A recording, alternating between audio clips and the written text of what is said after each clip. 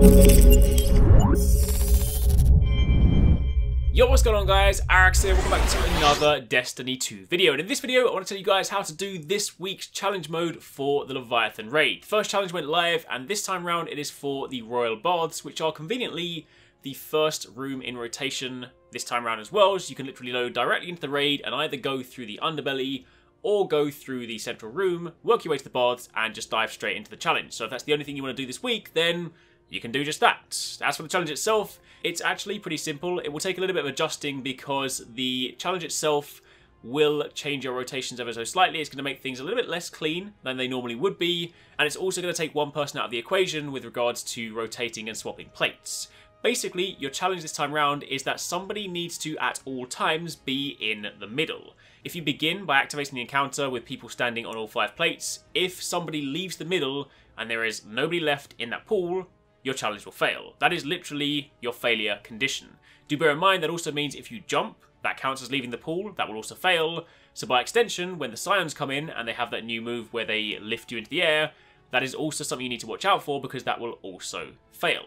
It is worth calling out that in order to stay in the middle, you don't have to be on the plate, you just have to be in that pool of water in the middle. That's important because, of course, in order to allow the central plate to refresh the buff, you have to get off the plate. So basically, your typical rotation for that will then be to stand on the middle plate, grab the buff, move into the water so that it can refresh, and of course you'll then dip in and out of that throughout the encounter, and your teammates can then come in and grab it as and when they need it. But ultimately, in order to succeed with this challenge, one person at all times needs to be in the middle pool.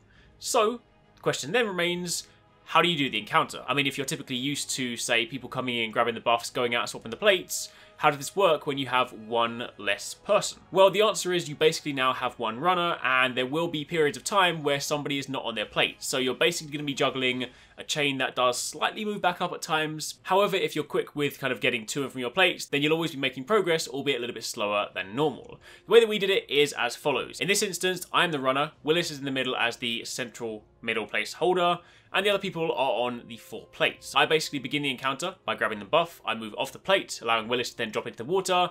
I then move out so somebody is staying in the middle so we don't fail the challenge, and I then run directly to the top right plate. At this point, I then swap out with 2-6. He runs in the middle, refreshes his buff, and then when he comes back, I run through the middle to refresh my buff over to the top left plate. Now do bear in mind, in doing this, the people in the bottom plates are getting ever closer to their buff running out, and there will come a time where they're just simply going to have to leave. But again, provided they make their run directly to the middle and directly back, then even though their chain will move up, it will never return to the kind of original place, so they will still always be making progress. As the single runner, you are trying to get to as many people as you can, trying to kind of stop the chain from moving too much, but you ultimately will never be able to cover all bases at the same time. So what I'm basically doing is jumping between people, trying to keep the chain balanced, give them a chance to run into the middle and run back, and then gradually we're just working on progressing the chains down. And that's honestly all there is to it. It will take a little bit longer than normal simply because there will be that offset, but basically what you want to try and do is have your runner dash between the different platforms and try to fill the gaps. One thing you might want to try and do as well to sort of half bridge the gap is stand on a plate temporarily, and then when you know one of your plate holders is coming back, you can then leave it early. So yes, there will be a little bit of downtime where someone's not on the plate, but it's less than, say, a full 10 seconds where someone is running from A to B. So that's essentially all you need to do. So to try and kind of like wrap that up into a slightly more understandable package, someone stands in the middle at all times to hold the middle. They need to watch out for the Scions, they need to not jump, they need to be grounded in that water at all times. The other person that is now your runner will then just jump between different platforms to try and sort of give them some breathing room so they can come and refresh their buffs and try to limit the amount the chain returns to the top. But at any point, if somebody is about to run out of their buff, they can simply run to the middle and run back. Provided they try and do a straight line, then yes, they will lose some progress, but ultimately you are still moving forward. Juggle this around until you lock them all in place, group up in the middle, and then start dealing damage to the canisters. Of course, try and make this as quick as possible. If you can one phase of canisters, then you're going to have this encounter over much quicker. Do bear in mind, again, you still need to watch out for the Scions, so I would strongly recommend you have someone in the middle add clearing so you don't suddenly get the entire group thrown into the air.